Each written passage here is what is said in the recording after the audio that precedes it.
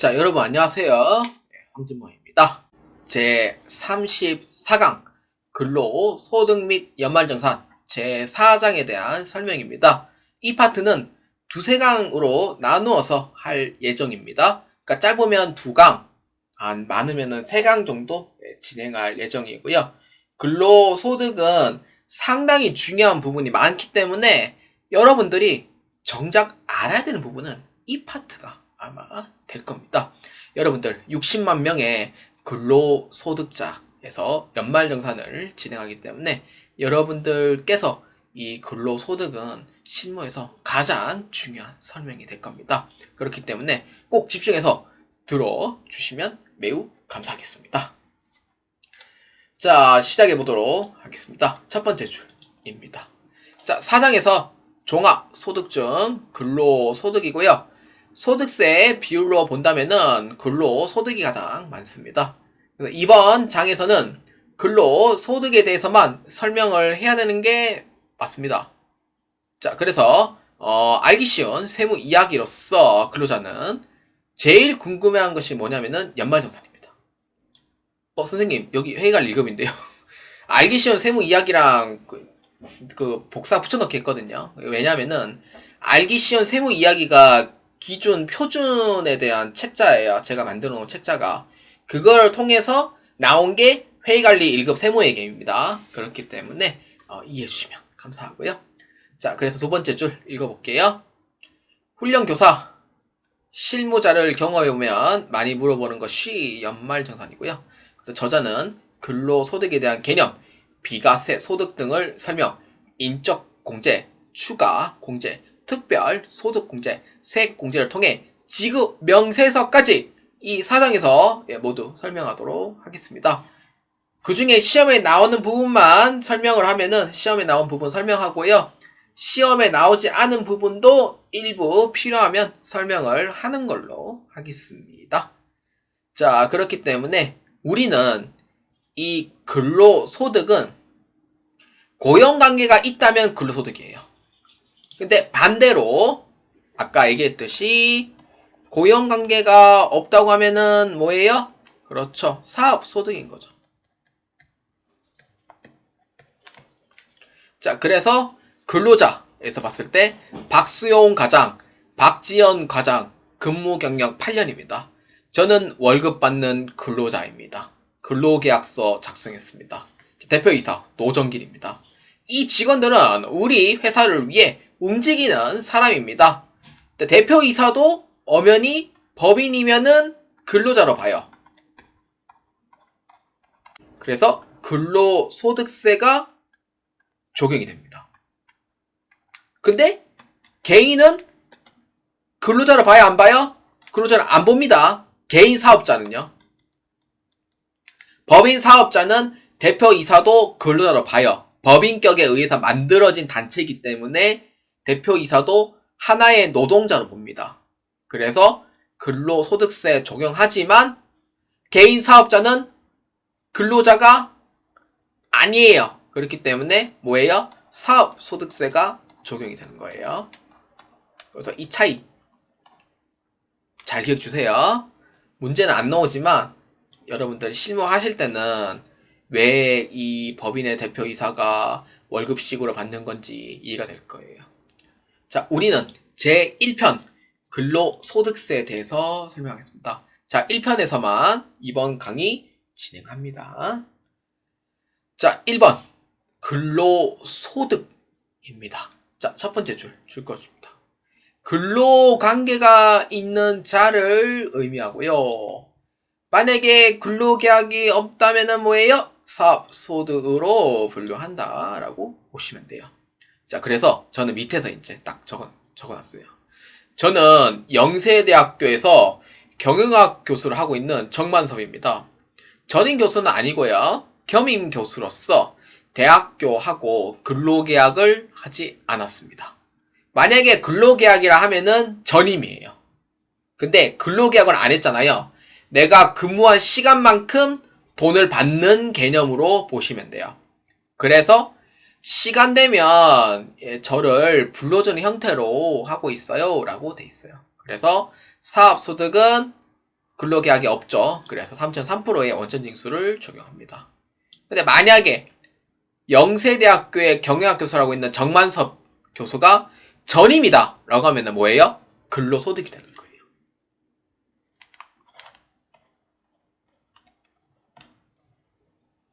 그래서 고용관계가 있냐 없냐 이런 의미로 해석해 주시면 되는 겁니다.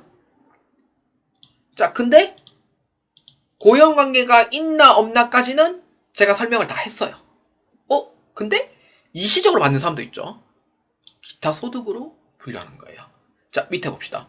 부동산 강연 나온 이용호입니다. 표용호 아니고 이용호. 네. 그래서 한 번 강연할 때 1시간당 300만원씩 받아요. 고용계약도 없고요. 일회 강연을 받는 것이니 기타 소득을 해주더라고요. 그렇죠. 일시적 강연인 거죠.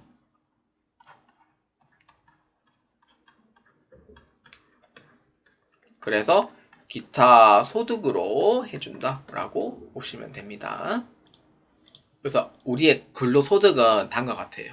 다는 안 적었어요. 중요한 내용만 적었어요. 원래 이거 한 13개 되거든요. 근데 중요한 내용만. 그 첫 번째, 근로를 제공함으로써 받는 봉급, 급료, 보수, 세비, 임금, 상여, 수당 이와 같은 성질의 급여. 상여도 근로소득 중 하나예요. 임금은 생산직, 봉급, 급료는 사무직, 보수는 이제 일하면서 받는 그냥 보수, 세비는 국회의원, 수당은 뭐 각종 수당들 있죠. 예, 그런 거. 유사 성질한 급여. 내가 봐도 딱 급여다. 그러면은 근로소득세. 그 다음 두 번째, 법인의 주주총회, 사원총회 등에 의하여 이에 준하는 의결 기관의 결의에 따라서 받는 상여를 받는 소득. 그러니까 이거예요. 예를 들어서 아까 제가 적었던 대표이사 노정기라는 사람이 있어요. 회사에 이제 이익을 많이 뽑았어요. 막 200억에 단기 순이익을 뽑아낸 거예요. 매출액은 2천억입니다. 그러면 단기 순이익에 해당하는 비율이 얼마예요? 10%예요. 원래 단기 순이익률 10% 나오기 힘들어요. 원래. 그런데 200억 뽑았어요. 그래가지고 주주들이 배당 많이 받아서 좋죠. 그리고 단기 순이익 많이 나와 좋아가지고 주가 가치가 어떻게 돼요? 올라가죠. 그러면 미래에 투자하는 사람이 어떻게 돼요? 더 많아지죠. 그 주주 입장에서는 다 좋은 거예요. 그래서 총회를 열어요. 우리 대표이사의 노정길님께서 우리의 회사를 위하여 단기 순이익 200억까지 끌어올리셨습니다. 그 누가 열심히 한 거예요? 물론 대표이사 열심히 한 것도 있지만 임원들도 열심히 했고 그에 따른 직원들도 열심히 했어요. 200억 끌어올렸어요. 단기 순이익을. 그러면은 뭐 줘야 돼요? 성과급 주는 걸로 보상을 때리죠. 뭐 급여의 몇 프로 이상 해가지고. 주주총회에서는 대표이사님의 노를 위하여 우리는 대표이사님께 상여를 줘야 될까요? 안 줘야 될까요? 라고 하면은 상여를 줘야 된다고 주주들이 한 소리같이 얘기를 하는 거예요. 얼마나 줄까요? 이랬더니 200억 중에 한 10억 줍시다. 상여 얼마? 20억. 그러면은 직원의 쪽에 의하는 상여금 받고 근로소득세로 그 다음에 주주총회에서 받는 상여 20억을 또 받는 거예요. 일타상피죠. 그렇기 때문에 이러한 경우에 대해서 근로소득으로 보는 거예요. 주총에 의해서 받는 소득. 이런 의미로 보시면 되는 거예요. 그 다음 세 번째, 법인 세법에 따라 상여로 처분된 금액. 이건 뭐냐면은 그 법인 회사에서 약간 좀 불명이라든지 약간 좀 자기 개인적으로 쓴다든지 그러한 부분에 대해서 출처가 명확하게 없어요. 이런 경우에 대해서 누구의 책임으로 대표자의 책임을 묻는 경우가 있는데 이때 소득 처분을 상여로 처리를 해요. 그 다음 특수관계인에 대한 부분도 있고요. 근데 아직 법인세법을 배우기 전이기 때문에 이러한 경우에 그래 상여로 때린다라고 보고 이때 상여는 이제 근로소득세에서도 이중으로 부과합니다. 그래서 이렇다라고 보시면 돼요. 그 다음에 4번 퇴직 소득으로 분류되지 아니한 소득, 뭐 퇴직 위로금이나 퇴직 공로금이라는 게 있는데 뭐 이런 부분에서는 이제 개인소득세로 봅니다. 그 다음에 종업원 등의 대학의 교직원이 지급받는 직무 발명 보상금, 이게 금액이 올랐어요. 비과세 금액이. 퇴사 후에 받는 거는 기타 소득이에요.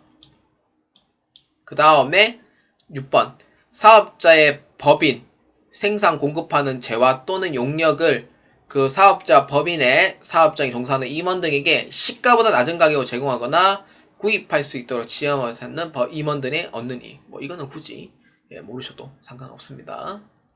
그래서 이러한 경우가 예로 보면 된다라고 보시면 됩니다. 자, 근로소득의 범위입니다. 자, 이거는 제가 얘기하는 것만 체크해 주시면 되고요. 그거는 집중해서 봐야 되고 나머지 거는 읽어만 보시면 돼요. 자, 범위는 다음과 같습니다. 1번 기밀비, 교재비, 기타 유사한 명목으로 받는 것으로 업무를 위해 사용된 것이 분명하지 아니한 금액. 여러분들 그 특활비 아시죠? 뉴스에서 이제 나오는 거 특활비 내역 공개하라고 국정원에서. 근데 어떻게 돼 있어요? 특활비는 공개할 수 없다고 돼 있잖아요. 그런 경우는 이제 근로소득으로 안 본다는 거예요. 아, 근로소득으로 본다는 거예요. 범위에 해당되는 거죠. 특활비 이런 거. 그 다음에 두 번째, 종업원이 받는 공로금, 위로금, 계약 축하금, 학자금, 장학금으로 해당되는 거. 그러니까 이번에 보면은 공로금, 위로금, 계약 축하금, 학자금, 장학금 있잖아요. 자녀가 그 받는 학자금, 장학금도 다 포함돼요. 포함. 이게 키보드가 좀 빡빡해서 입력하다 보면은 이런 형 나와요 계속. 그래서 기타 유사 성질의 급여. 요새는 그거 모르겠는데 옛날에는요 회사에 좀 근속연수가 좀 길면은 자녀들이 이제 대학교 갔을 때 대학교 등록금을 지원해주는 회사가 있었어요. 10년 전에는. 근데 요새는 회사가 워낙 어렵다 보니까 그 공로금하고 위로금도 주는 회사도 거의 없고 뭐 학자금 장학금 주는 회사도 거의 많이 줄었어요 사실. 그렇다 보니까 사실 포함이긴 한데 이제 이러한 경우를 지원해주는 회사들이 많이 줄었다는 거는 꼭 알고 계실 필요는 있어요. 그 다음에 3번 뭐 각종 수당, 뭐 이런 수당. 그 다음에 4번을 읽어보시면 되고 5번 급식수당, 주택수당, 피복수당, 뭐 이상성질의 급여. 그 다음에 6번 여기 적으면 돼요. 주택을 제공받음으로써 얻는 이익, 복리후생적 성질의 급여로서 비과세 되는 거는 제외. 사택이죠, 말 그대로. 사택은 비과세예요. 근데 이제 뭐 다른 데에서 이제 원룸으로 해서 이제 지연금을 받는 경우가 있어요.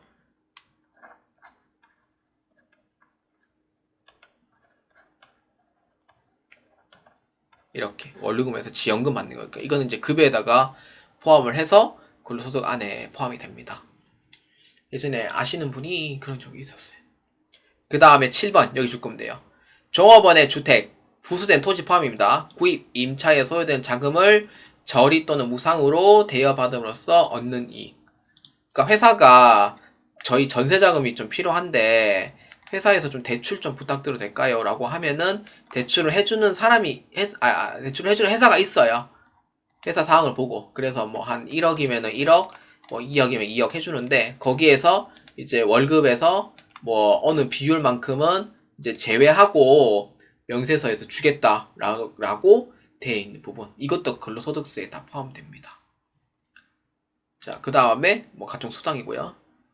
그 다음에 9번도 각종 수당이고 10번 읽어보면 되고 11번 뭐 12번 그 다음 13번 14번 읽어보시면 돼요. 그 다음에 15번 뭐 16번 17번 그냥 이것만 보세요. 이것만 보시면 된다 라고 보시면 돼요. 그 다음 세 번째 비과세 근로소득입니다. 요거 정말 중요합니다. 여러분들 향후 재경관리사나 전산세무 2급 준비할 때 이 부분 꼭 알고 계셔야 됩니다. 자, 비과세 근로소득은요, 대표적인 것만 얘기를 하자면은 식대, 그 다음에 자가운전 보조금, 그 다음에 보육수당, 야간근로수당.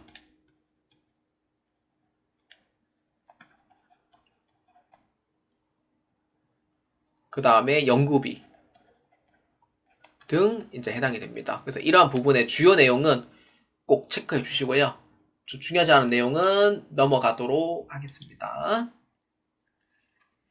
자, 그래서 첫 번째 거 비과세 소득은 다음과 같습니다. 자, 1번 공무 중이 병이 받는 급여. 부사관 관계없어요. 부사관하고 장교는 관계없어요. 부사관 장교는 근로소득세가 해당이 되는데 병사가 받는 거는 근로소득세에서 제외가 돼요. 그러니까 아예 비과세예요. 병장 월급이 205만원인가? 그렇잖아요. 그 205만원 자체를 소득세 없이 사대보험 없이 전액 그냥 다 받는 거예요. 그래서 현재 지금 이런 얘기 나오잖아요. 진급 누락을 시키겠다라는 의미. 그러니까 그 진급 누락을 시키겠다는 의미가 뭐냐면은 예산이 그만큼 되지 않는다는 의미가 되는 거예요. 그리고 부사관하고 하사에 해당하는 부사관 월급하고 병장이 받는 월급하고 금액 차이가 얼마 안 납니다. 그래서 부사관 안 하려고 해요. 게다가 일도 힘들고 취업이 안 되는데도 불구하고 왜 군인들은 왜 늘지 않을까요? 그러한 자체 인식이 안 좋아서 그런 것도 있어요. 그래서 복무 중인 병이 받는 급여는 비과세입니다. 무조건. 이거는 읽어보세요. 2번 법률에 동원된 사람이 그 동원 직장에서 받는 급여. 읽어보시면 되고 3번 이건 줄 거면 돼요. 산업재보상법에 따른 요양급여, 휴업급여, 장애급여, 간병급여, 유적급여, 유적특별급여, 장애특별급여, 장의비 또는 근로재공으로 인한 부상, 질병, 사망과 관련하여 근로자나 그 유족이 받는 배상, 보상, 위자의 성질을 가지고 있는 급여입니다. 이거는 근로하다가 내가 다친 거예요. 굴러 다친 것도 서러워 죽겠는데 그 사이에 돈도 못 벌어서 서러워 죽겠는데 이거를 소득세를 부과한다? 사람 2번 죽이는 행동입니다. 그렇기 때문에 산업재보상법은 무조건 비과세입니다. 굴러 다친 거는요. 그 다음에 4번은 읽어만 보세요. 선업 및 유족이 받는 요양보상금, 휴업보상금, 상병보상금. 상병은 병사 상병 얘기하는 게 아니고, 내가 상으로, 내가 다친으로서 그런 상병보상금, 일시보상금, 장애보상금, 유적보상금, 행방불명 보상금, 소지품 유실보상금, 장의비 및 장제비입니다. 행방불명 보상금은 이제 선원이라고 봤을 때, 이제 배에서 이제 그런 상황에서 이제 사고 났다든지 그런 경우 행방불명 보상금 이건 다 비과세예요. 그 다음에 5번 여기 줄 거면 돼요. 고용보험법에 따라 받는 실업급여, 육아휴직급여, 육아기 근로시간 단축급여, 출산 전후 휴가급여 등 이건 당연히 다 비과세죠. 안 그래도 저출산인데 이거를 과세 때린다? 더 저출산으로 가는 촉진하는 단계가 돼요. 그래서 이거는 절대로 근로소득세에서 부과하면 안 됩니다. 그래서 무조건 비과세예요. 그래서 사실 모르는 분이 많죠. 실업급여는 다 아는데, 육아휴직급여는 다 아는데, 사실 육아단축급여랑 출산 전후 휴가를 소득세 부과하는 경우가 있어요. 몰라가지고. 그래서 이거는 그 소득세 부과하면 안 돼요. 그 다음에 국민연금에 따라 반환 일시금 및 상환 일시금 이거 보시면 되고, 그 다음에 7번 이거는 설명을 좀 하도록 할게요. 여기 줄 거면 돼요. 교육훈련기간이 6개월 이상인 경우 초과하여 근무하지 않을 때 반납할 조건으로 받는 학자금. 이게 뭐냐면은 예를 들어서 내가 회계 쪽에 취업을 했어요. 여성분들이. 나이는 26세예요. 근데 회계에 대한 경험이 전혀 없는 사람이에요. 근데 80년대라면 가능해요. 왜냐 배우면서 일 배우면서 하니까. 근데 경험이 없어요. 경험도 없고 이거를 배우자냐 이거 낙하산인데 이러면서 막 그래야 된단 말이에요. 그래서 특단 조치하죠. 너 학원 좀 다녀. 이렇게 내일 배운 카드를 발급해줘요. 그래서 국기를 다녀요. 국기반이나 산대특을 다녀요. 그래서 기간이 6개월짜리를 다녀요. 근데 기간이 6개월짜리면은 비과세 소득을 안 해요. 6개월 이내는. 이거는 해당 사항이 없는데 6개월이 만약에 초과했잖아요. 근데 금액을 반납을 해야 하잖아요. 그 조건을 하는 거는 비과세예요. 6개월이 초과되는 부분에 대해서 우리는 급여를 못 할 테니 6개월까지 내가 급여해 주겠다는 거예요. 그러니까 배우는 거에 대해서 급여해 줄 테니까 일정 금액만큼. 근데 6개월 초과해서 배울 거면은 급여에서 반납을 시켜라. 그런 의미로 해당하는 거예요. 그래서 약간 배우는 쪽이죠. 약간 일을 못하니까 내용을 알아야 뭐 하잖아요. 그래서 배우러 가는 거예요. 그런 의미로 보시면 돼요. 이런 회사 찾기 힘듭니다. 낙하산 아니면은 안 돼요. 직원들이 이제 낙하산 데려왔는데 일도 못하고 뭔가 간섭해요. 다 세사하죠. 그래서 이런 경우이고, 그 다음에 8번 이거는 줄 거게요. 발명진흥법에 따른 직무 발명 보상금. 이게 이제 500만 원이었는데 금액이 올랐어요. 그래서 밑에 한번 확인해 볼게요. 제가 확실치 않아가지고 700인가 800인가 그렇거든요. 밑에 한번 보도록 할게요. 그 다음에 9번. 이거 중요합니다. 근로자의 사내급식이나 이외의 유사한 제공을 받는 기타 음식물 또는 근로자, 식사 기타 음식물을 제공받지 아니한 자의 한정 20만원까지 비과세예요. 이거는 식대 비과세. 그래서 이거예요. 회사에서 밥 제공을 안 해줘요. 그래서 그 밥값을 급여에다가 넣어줘요. 이건 양반이죠. 이거는 20만원까지 비과세인 거예요. 근데 회사에서 밥을 줘요. 근데 회사 밥맛이 없어요. 그래가지고 약간 간식 비용으로 해가지고 약간 식대 명목으로 20만원 던져줘요. 이런 경우. 그러니까 밥 제공해주는데 불구하고 식대를 줘요. 이때는 전액 과세예요. 그래서 보실 때 회사에서 밥 주냐 안 주냐 그걸 보시고, 회사에서 밥을 안 주고 급여에다가 보조금으로 주면은 과세. 비과세 20만원까지. 근데 회사에서 밥을 준대 따로 식대 비용을 준다 이러면은 전액 과세. 그래서 이렇게 꼭 잘 기억해 주시길 바라고요. 그래서 회사에서 밥 주냐 안 주냐 그걸로 보시면 됩니다. 자, 그 다음 파트. 실비 변상적 성질의 급여입니다. 자, 1번입니다. 선언법에 받는 식료, 일식료, 숙식료 20만원까지 비과세, 이제 제복, 제모, 재화, 이런 거, 읽어보시면 되고요.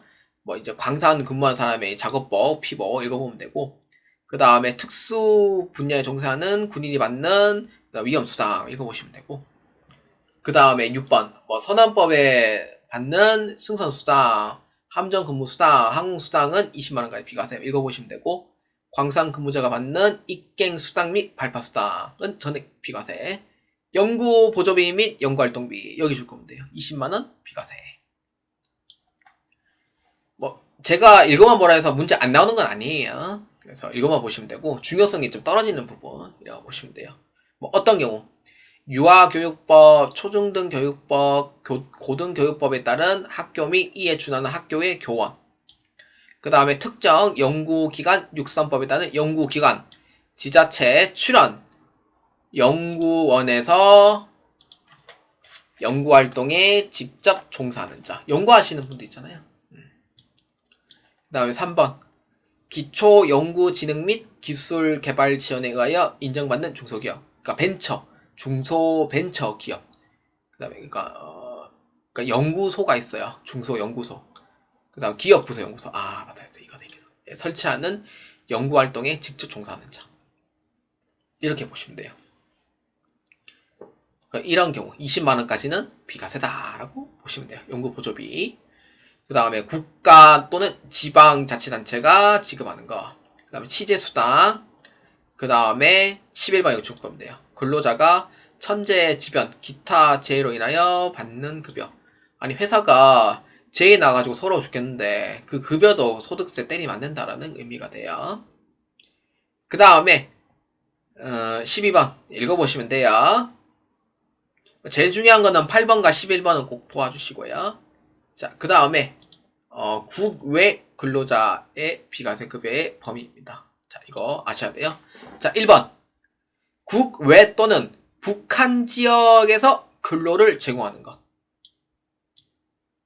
자, 어떤 거? 원양 어업 선박 또는 국외 등으로 항행하는 선박, 항공기에서 근로를 제공하는 것은 총 100만 원입니다.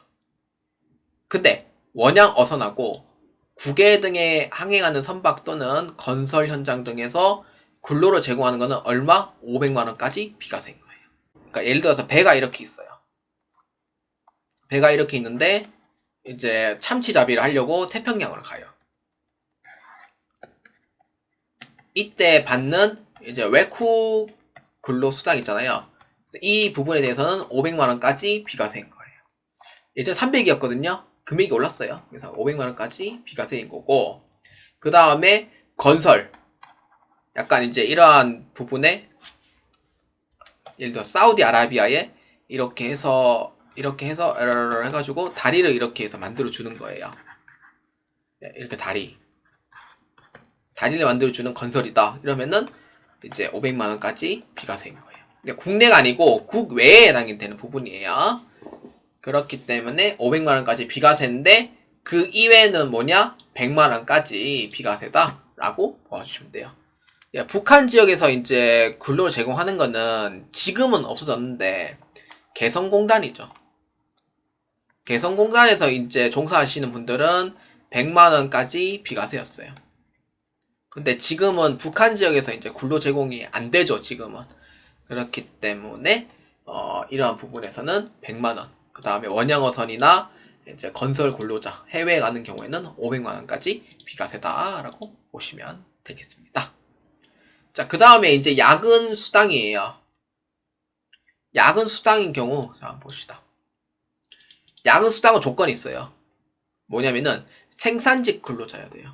근데 생산직 근로자만 되는 게 아니고 개정이 됐을 때 서비스직도 해당이 된다고 했었어요. 근데 정확한 거는 되는 게 있고 안 되는 게 있다 보니까 그래서 일단은 생산직 근로자만 해당이 된다고 봐주시면 되고, 생산직 근로자인 경우에는 비과세가 되지만 사무직은 해당 사항이 없어요. 그렇기 때문에 생산직만 해당하는 부분을 잘 기억해 주시고요. 그래서 영업부대리 허정미죠. 제 인생은 야근과 함께 야근 근무수당 일정 받고 있습니다. 생산 직원이 이제 OP예요. 시급직이다 보니까 가족들도 보고 싶고요. 야근하고 급여 받아도 막 힘들어도 일하게 돼요. 급여 보고 이제 일하게 됩니다. 라고 했어요. 그래서 세무서에서 이렇게 얘기를 하는 거죠. 생산직 근로자 월정액 210만원 이하, 연간 3천만원 이하 둘 다 충족해야 돼요. 야간근로, 휴일근로 조건에 해당하는 경우 연 240만원까지 비과세가 가능합니다. 사무직은 해당 사항이 없어요. 그러니까 사무직인 경우에는 야근 근로수당에 해당 사항이 없고, 생산 직원에서 해당은 되는 건 맞지만 월정액 얼마예요? 210만원 이하까지. 이것도 금액도 올려야 된다고 생각해요. 이때 210만원 이하는 기본급에다가 이제 여기에 상여, 각종 수당 이렇게 넣으시면 되고, 포함하면 안 되는 게 있어요. 뭐냐면은 부정기 상여라든지 그 다음에 비과세 되는 부분은 다 빼주셔야 됩니다. 그래서 이렇게 해서 210만원 이하여야지만 야간 근로수당이 20만원, 월 20만원, 최대 연간 240만원까지 비과세가 가능하다라고 보시면 돼요. 이때 월정이 210만원 이하 받으면은 회사 다 거의 다 퇴사를 하죠. 그래서 이것도 금액이 좀 바뀌어야 된다고 생각을 해요. 자, 그래서 생산직에 해당하는 부분이고요. 광산 일용 근로자는 전액 비과세예요. 근데 이거는 굳이 아실 필요는 없고요. 비과세 연 240만원, 어선도 똑같이 연 240만원 야근 근로수당 있습니다. 월정이 210만원 이하야 돼요, 무조건. 자, 그래서 이때 월정액 급여는 다시 설명하자면은 매월 급여 총액, 그러니까 기본급하고 각종 수당 다 포함해서요. 그 다음에 부정기 등 상여하고 실비 변상적 급여는 다 빼줍니다. 그 다음에 초과 근무 수당도 다 빼주면 돼요. 그래서 210만원 이하 나와야 돼요. 자, 이해되시죠? 제가 위에서 자가운전 보조금을 제가 빼버렸는데, 자가운전 보조금에 대해서 제가 설명할게요. 자가운전 보조금은 비과세 소득에서 20만원에 해당이 되고요. 이때 자가운전 보조금은 조건이 있어요. 뭐냐면은 첫 번째, 자차. 그러니까 본인 자차로 업무를 수행해 주셔야 돼요. 그 다음에 두 번째는 일단 출장을 갔는데 따로 받는 여비가 없어야 돼요. 별도의 여비를 수령받지 않아야 돼요. 수령 없이 월급에서 수령하는 경우. 이 경우 두 가지가 다 충족되면은 20만원까지 비과세 요건이 해당이 된다라고 모아주시면 됩니다. 자, 그리고 비과세 되는 부분이 조금 이제 추가된 부분이 있습니다. 출산지원금에 대해서 설명해 보도록 하겠습니다. 25년도에 신설했습니다. 개인인 경우에는요, 사용자가 개인인 경우 사촌 이내의 혈족에 따른 친족관계, 출산지원금이 비과세됩니다. 근데 법인인 경우에는 지배주주 등 사촌 이내의 혈족에 따른 친족관계 또는 경영, 지배관계에 있는 사람에 대한 관계는 출산지원금 범위에서 해당이 됩니다. 그러니까 특수관계는 된다 이 뜻인 거예요. 결론. 그러니까 여성분이 이제 출산을 했어요. 했는데 이제 출산지원금에 대해서 소득세를 이제 부과 안 하겠다는 뜻이에요. 근데 이것도 출산지원금도 그러니까 횟수 제한이 있습니다. 자, 밑에 보시면은 다음과 같습니다. 자, 첫 번째 줄 여기 줄 거면 돼요. 근로자 또는 그 배우자의 출산이나 자녀의 보육과 관련하여 사용자로부터 지급받는 급여예요. 25년도에 신설됐기 때문에 기속은 24년도 기속부터 해당이 되는 부분입니다. 그렇기 때문에 첫 번째 줄 거면 돼요. 근로자 또는 배우자의 출산과 관련하여 자녀의 출생일 이후 2년 이내 사용자로부터 최대 2차례에 걸쳐 지급받은 급여 2021년 1월 1일 이후에 출생한 자녀에 대하여 2024년 12월 말 사이에 지급받는 급여 다 포함입니다. 전액 비과세입니다. 그러면은 경정 청구가 될까 안 될까요? 가능해요. 경청 가능하죠. 왜냐면은 2021년도 1월 1일 이후에 출생한 자녀에 대해서 24년 12월 말 사이에 지급받은 급여를 포함한다는 거예요. 근데 이미 기간 다 지나버렸잖아요. 24년 12월 말 사이에 급여 포함해 전에 비과세 된다고 했었죠. 근데 25년도부터 해당이 돼요. 해당되죠. 그래서 만약에 이 법령 자체가 12월 말 사이라고 돼 있는 부분은 이제 작년 걸 기준이고 올해 거도 지금 해당이 됩니다. 그래서 언제까지? 2년 이내. 언제? 2회 해가지고 전에 비과세 처리해버리는 거예요. 4대 보험 관계없습니다. 소득세만 해당이 돼요. 그래서 이 경우에 출산지원금에 대한 부분에서 전에 비과세 때리는 거고요. 그 다음 두 번째, 근로자 또는 그 배우자의 해당 과세기간 개시 기준 6세 이하 6세가 되는 날 이전 기간을 말합니다. 그렇기 때문에 자녀의 보육과 관련된 사용자로부터 지급받는 20만원 비과세예요. 이거는 보육수당 6세 이하에 대한 자녀.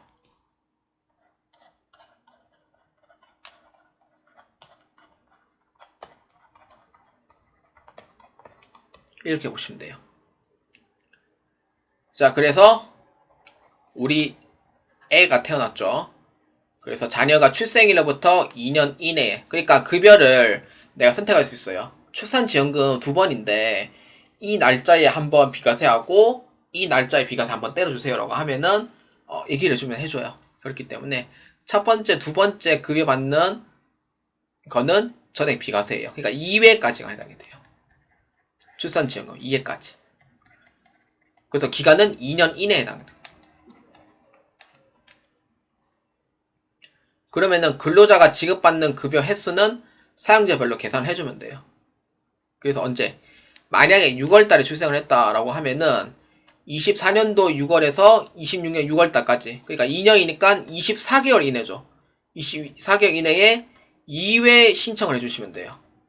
그러니까 나는 이달에 신청해주고 이달에 신청하겠다. 나는 전액 비과세를 하겠다는 의미가 되는 거예요. 그러니까 이거는 총무팀에다가 얘기를 해주면 돼요. 급여하시는 분한테. 애 태어났어요? 그러면 출산지원금 2회인데 언제 달로 해드릴까요? 라고 얘기를 하면 돼요. 그럼 저는 이달이고요. 그 다음 이달에서 좀 비과세 좀요. 이렇게 얘기하면 돼요. 근데 잘 모르는 분이 많습니다. 이거는 개정되어 있기 때문에, 올해 개정된 거거든요. 그렇기 때문에 해당이 되고 그는 부분이에요. 25년도 이후 태어나신 분들 다 해당이 돼요. 근데 이 날짜 있잖아요. 이 날짜는 나중에 이제 법령 해석에서 24년도 1월 1일에서 31일에 사이에 지급받는 급여 포함돼 있잖아요. 못 받았잖아요. 몰라가지고 그럴 때는 경정청구가 해당이 돼요. 그래서 경정청구 하시면 되고요. 그러면은 환급을 또 받을 수가 있어요. 일정 금액만큼. 해석 자체는 그렇다고 저는 생각을 하고 있어요. 자, 그 다음에 직무 발명 보상금입니다. 700이었네요. 예전에 500이었다가 올해 바뀌었어요. 700만원 이하. 700만원까지 비과세입니다. 예를 들어서 이제 직무 발명 보상금이 해가지고 급여에다가 900만원이에요. 그러면은 900이면은 700까지는 비과세 하고요. 그 다음에 나머지 200 있죠. 200에 대해서 과세를 하겠다는 의미인 거예요. 직무 발명 보상금. 이해되시죠? 700만원이에요. 500만원 아니에요. 올해 바뀌었어요. 700만원이에요. 그렇기 때문에 특수 관계에 있는 자는 다음과 같아요. 사용자가 개인인 경우에는 4천 이내 혈족, 법인인 경우에는 지배주주 등 4천 이내 혈족, 친조 관계 또는 경영 지배 관계에 있는 사람인 관계예요. 이거 맞아요. 친조가 아니에요. 친조 관계 맞아요. 친조 관계고. 그래서 특수 관계인도 그러니까 직무 발명 보상금 된다라는 의미가 돼요. 그러니까 특수 관계인도 일을 하잖아요. 그렇기 때문에 4천 이내 혈족이다라고 하면은 직무 발명 보상금 적용해라 라는 의미가 돼요. 이해되시죠? 아까 출산지원금도 똑같아요. 친족에 있는 경우 해당 사항 된다라는 의미가 돼요. 적용해라 라는 의미가 되는 거예요. 안 된다고 하면 틀려요. 돼요. 특수관계에 있는 사람도 돼요. 그렇기 때문에 산업협력단 소속 강철호 부장이 이렇게 얘기하죠. 제가 바이러스 잡는 직무를 개발했습니다. 오 고생 많았네. 직무 발생 보상금 1000만원 주겠다 라고 해서 감사합니다 이렇게 되어있죠. 그래서 700만원까지 비과세를 하는 건데 700만원까지 상향이 됐어요. 그렇기 때문에 개정된 사항이다 라고 보시면 돼요. 그러면은 나머지 금액 얼마예요? 300만원까지 300만원은 과세를 하겠다라는 의미가 돼요. 그러니까 700만원 비과세니까요. 그래서 이런 의미가 돼요. 그래서 재직 중의 경우에는 그 근로소득으로 봐요. 근데 퇴사 이후에 직무 발명 보상금 받는 경우가 있거든요. 이때는 똑같이 비과세를 합니다. 하는데 분류가 달라요. 그래서 어떻게 기타 소득으로 분류를 한다라는 부분입니다. 그래서 만약에 근무 중이다 라고 하면은 근로소득이고 퇴사 이후다 라고 하면은 기타 소득으로 잡아주시면 되겠습니다. 설명이 생각보다 기네요. 아유, 1시간 넘을 거예요 아마. 뒤에 내용이 좀 많거든요. 그래서 복리후생적 급여 범위입니다. 자, 어떤 거? 1번 사택을 제공받음으로써 얻는 이익. 이거는 전액 비과세예요. 그렇기 때문에 사택으로 이제 받는 경우는 뭐 SK 사택, 뭐 삼성에 있는 사택 이런 경우에 있죠. 기숙사 같은 거. 그렇기 때문에 비과세에 해당하는 조건 다른 것 같아요. 1번 주주 또는 출자자가 아닌 임원. 나 출자자 아닌데요. 이런 거. 그러니까 두 번째 소액 주주인 임원. 출자 총액이 1% 미만인 주주가 해당이 돼요. 1% 이상이면은 대주주가 됩니다. 그 다음에 임원이 아닌 종업원. 그 다음에 국가 또는 지자체로부터 근로소득을 지급받는 사람. 이때는 비과세가 해당이 돼요. 근데 출자자예요 라고 하면은 해당 사항이 없는 거예요. 근데 임원이라도 아무나 안 되는 게 아니고 소액주주 임원, 출자자가 아닌 임원은 된다는 거예요. 그래서 읽을 때 잘 읽어 주셔야 돼요. 헷갈릴 거예요, 처음에는. 그 다음에 두 번째. 조특례에 의해서 중소기업이 종업원의 주택 구입, 임차, 소요되는 자금을 저리 또는 무상대여 받음으로써 얻는 이익. 이거는 근로소득세에 포함을 한다고 했었죠.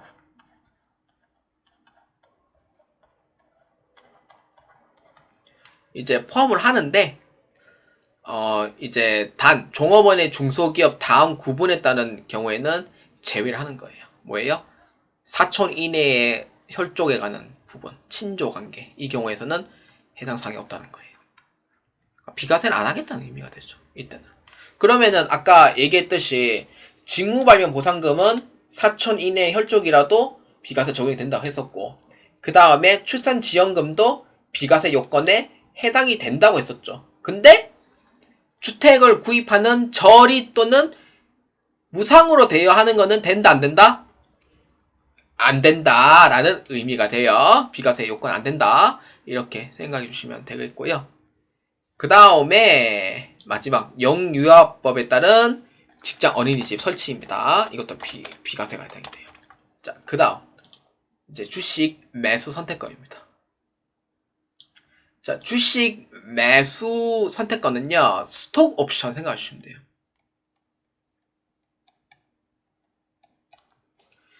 여러분들 재경관리사 배우면은 주식 보상 비용이라고 있거든요. 그 스톡 옵션인데, 이제 상여를 받는 대신 주식으로 해가지고 이제 받는 경우가 있는데, 이때 주식을 받을 때 이제 행사 기간이 있어요. 언제까지? 뭐 3년 이후에 해가지고 행사가 가능하다 라는 부분이 있어요. 조건이. 그렇기 때문에 만약에 재직 중에서 주식 매 선택권을 했다고 하면은 근로소득인 거고, 근데 만약에 퇴사 후에 만약에 주식을 행사했다라고 하면은 기타 소득이 됩니다. 이렇게 봐주시면 돼요. 자, 그렇기 때문에 읽어만 보고 넘어갈게요. 자, 첫 번째 줄. 벤처기업 또는 벤처기업에 인수한 기업의 임원 또는 종업원이 벤처기업입니다. 벤처기업. 그래서 2027년 12월 말 이전에 부여받은 주식 매수 선택권을 행사함으로써 얻는 이익. 그러니까 연간 2억 원 이내의 금액에 대해서 소득세를 과세하지 않는다는 거예요. 벤처기업입니다. 벤처기업. 그래서 소득세를 과세하지 않은 벤처기업의 주식 매수 선택권의 행사이익이 5억 원은 초과할 수 없어요. 최대 5억 원 초과할 수 없고 2억 원 안에서는 비과세 때리겠다라는 의미가 돼요. 근데 이 부분은 보지 마세요. 안 봐도 됩니다. 이거는. 그래서 이런 의미다 라고 보시면 돼요. 자, 그 다음 4번 근로소득의 계산입니다. 우리가 근로소득에 봤을 때 첫 번째 근로소득에 대한 부분, 고용관계가 있었어요? 없었어요? 고용관계가 있었죠. 그 다음에 두 번째는 근로소득에 대한 종류, 어떤 사람에 해당이 되냐라고 했었죠. 그 다음 세 번째, 비과세에 해당하는 부분에서 설명을 했어요. 어떤 거? 식대에 대해서 설명을 했고, 자가운전 보조금에 대해서 설명을 했고, 그 다음에 야근수당에 대해서 설명을 했고, 그 다음에 육아수당, 보육수당이죠. 보육수당에 대해서 설명을 했고, 육아수당 예전 용어예요.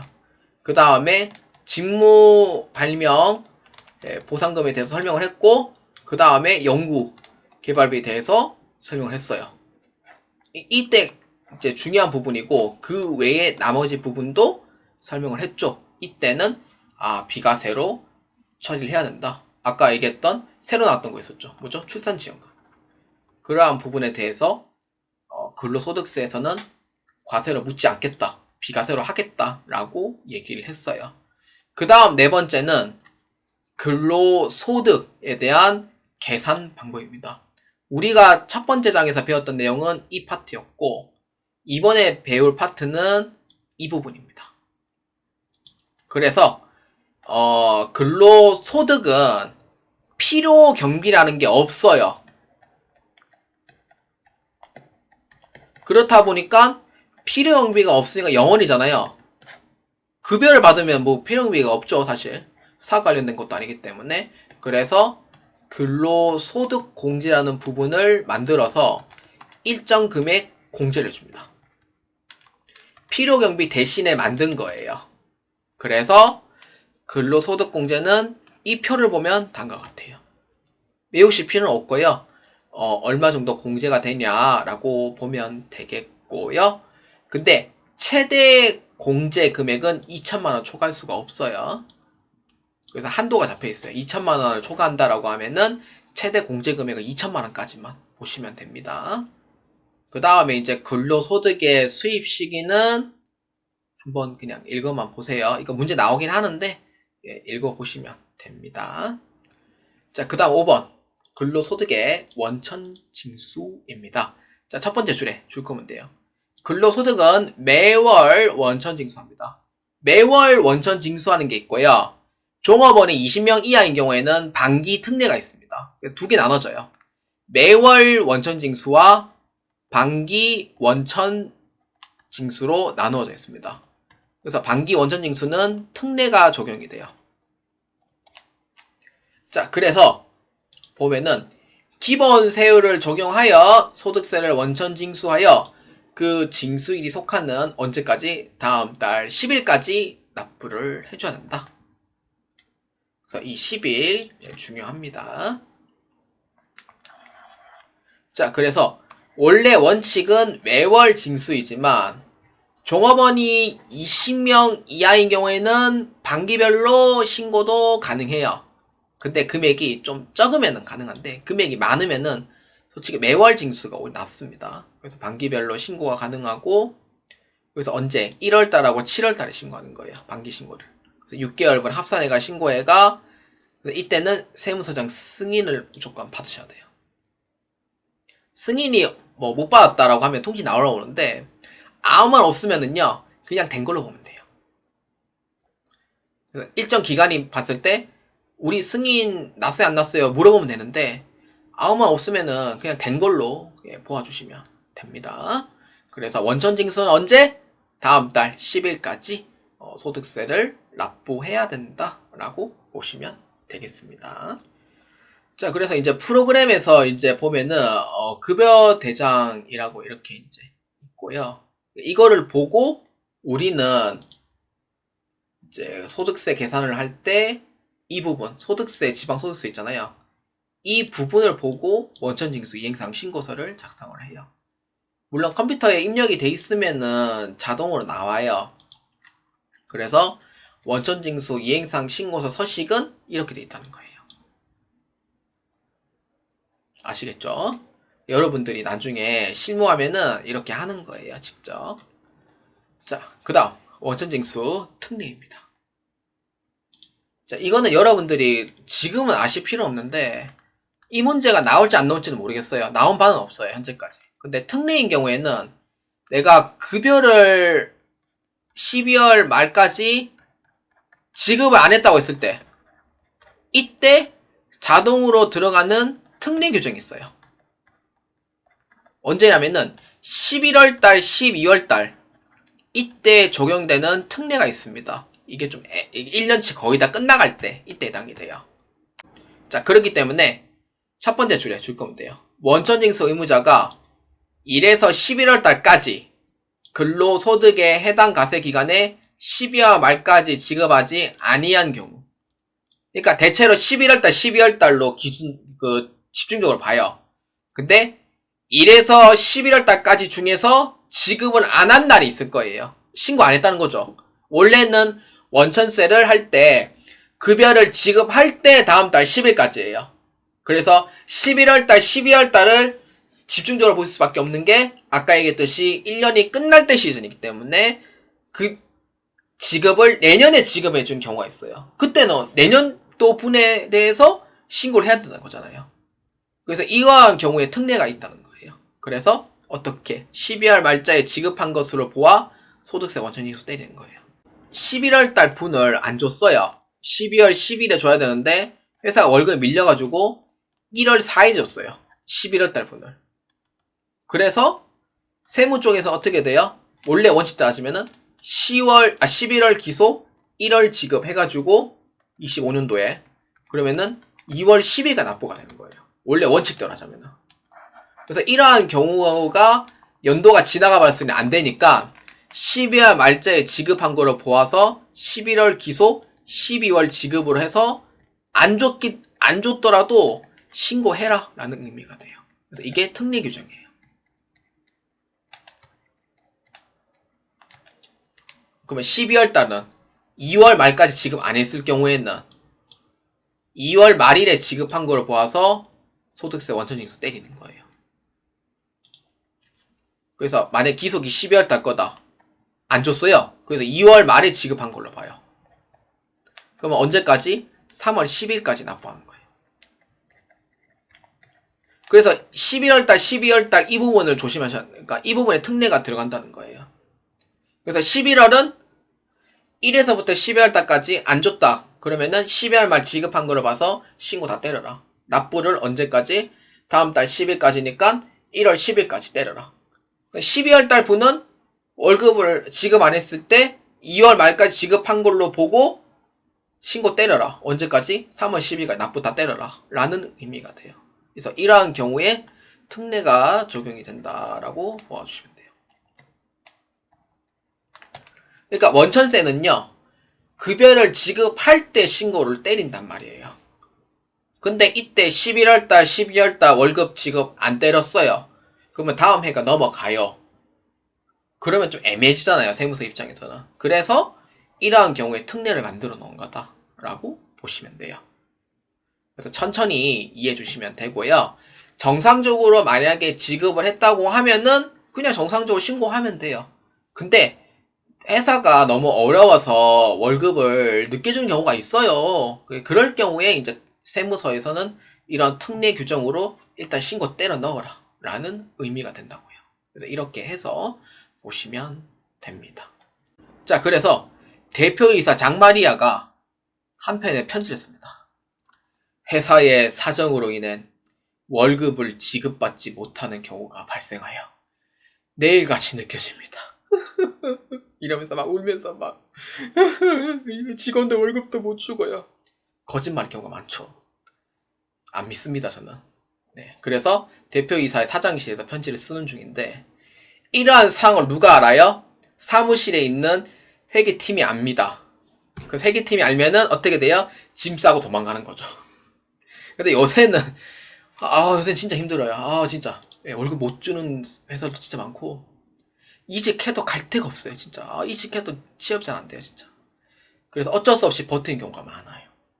그래서 이제 이렇게 적은 거죠. 여러분들의 급여를 반드시 지급할 것을 약속드리니 임직원께서는 더 열심히 하여 실적을 올려 밀린 월급을 꼭 지급할 수 있도록 부탁드리겠습니다.